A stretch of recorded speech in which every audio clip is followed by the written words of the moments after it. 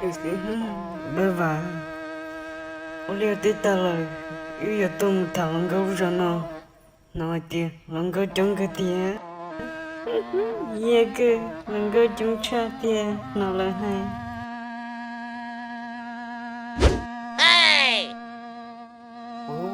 Bye bye. Lần gấu nhận được sao? Tita sao? Chụp lâu đến đây mà, gì đi giờ chẳng muốn nhớ họ vẫn chẳng lo.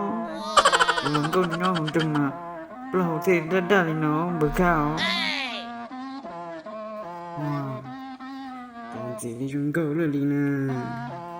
Tại sao? Nhớ sông ngò, sông mò.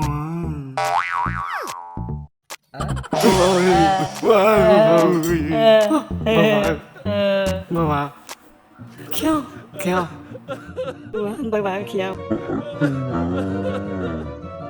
Cho khéo. Ôi, bà ở đâu nữa?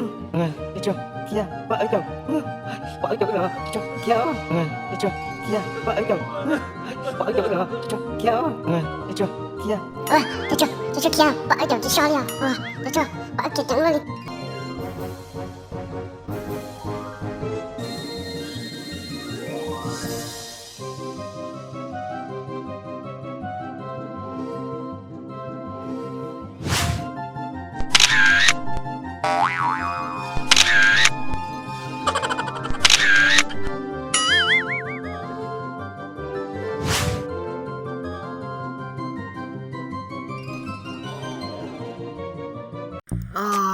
Bà sao thôi đi lại khi chỉ tàu đi lại bắt tay trên ta đi lại rồi nói với Oli chào chào bố trời tôi gì mắm phá đi Oli chào bài khai đi dặn cậu đi bắt tay trên ta sẽ đi ta đi lại cái ta nó Oli chào đi chỉ là nhớ đều rồi theo bằng để bắt ở luôn này đó nó theo sao thôi bây giờ trên chạy được ứng cậu sẽ sao liền bắt ở là bỏ đi bật ra công cậu tao lúc không tăng ta công lên cậu tao nó cho bắt ở là gì bỏ ở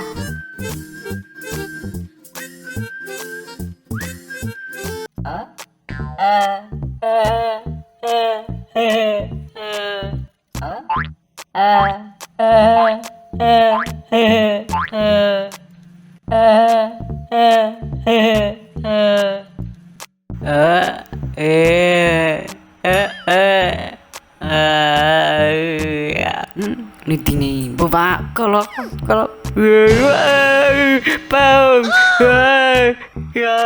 bau bawa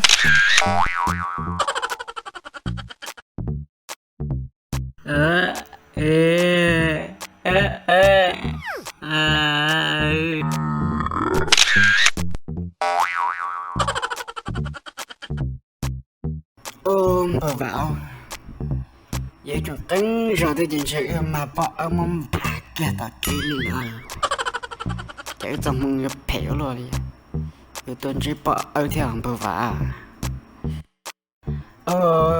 giờ cả mà kha vậy cho tính rồi tôi nhìn sự mà bỏ ở mông bà kia ta kỹ chị ta đi luôn chỉ sốt đi lại luôn ta luôn tiền nào ý nào mà hồi đông say thế là chỉ bỏ bơ vả cũng chạy thâu lửa bỏ chẳng muốn phá kia thế chuyện chơi giờ tao bỏ lon trâu lên chỉ tao bỏ nhiều quá luôn